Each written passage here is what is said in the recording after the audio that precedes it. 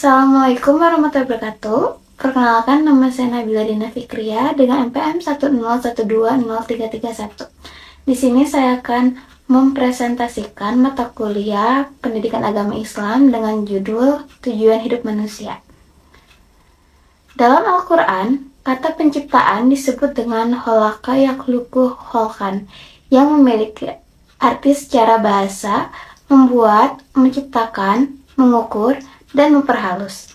Kemudian, makna ini berkembang dengan arti menciptakan tanpa contoh sebelumnya.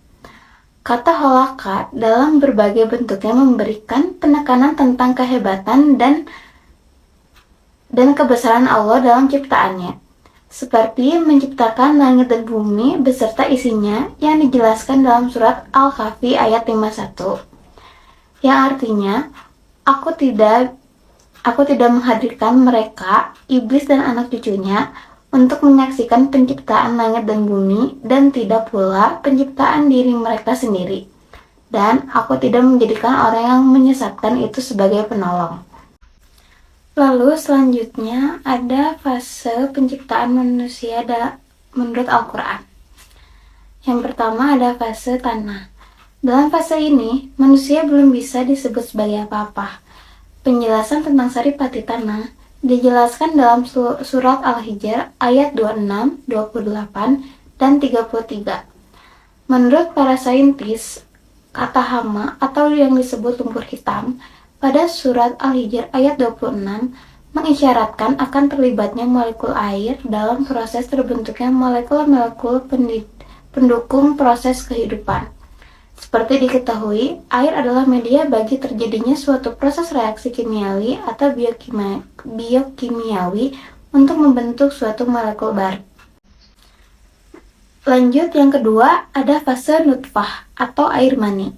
Ketika semua saripati tanah masuk ke dalam tubuh kita, kemudian digunakan oleh tubuh sebagai starting material dalam proses metabolisme pembentukan nutfah di dalam sel-sel reproduksi.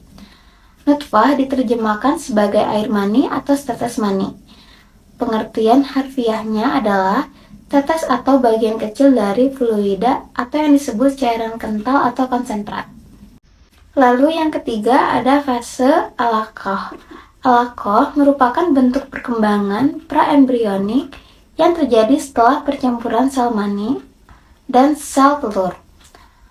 More dan Azidani tahun 1982 menjelaskan bahwa alaqah dalam bahasa Arab berarti lintah atau suatu suspensi atau juga segumpal darah. Lalu selanjutnya yang keempat ada fase mudghah. Mudghah merupakan tingkatan embrionik yang berbentuk seperti kunyahan permen karet yang menunjukkan permukaan yang tidak teratur.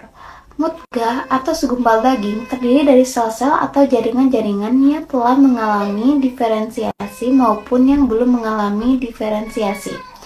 Pada ayat 5 surat Al-Hajj dijelaskan, kemudian dari segumpal daging atau mudghah yang sempurna, kejadiannya dan yang tidak sempurna, agar kami jelaskan kepada kamu dan kami tetapkan dalam rahim. Selanjutnya yang kelima, pembentukan tulang dan daging.